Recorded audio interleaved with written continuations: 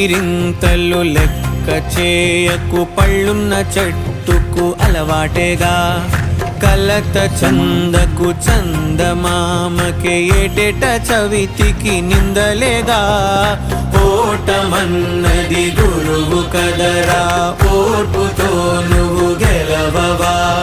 రేపుకే దిక్సూచి నిన్న రెక్కలే చుక్కానిరా.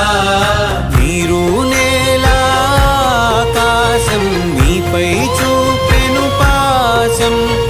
దారే తప్పిన పాదాలు గాడిన పడితే సంతోషం. తరతరాల చెమట చుక్కలు లాల పోసెను భూమికే.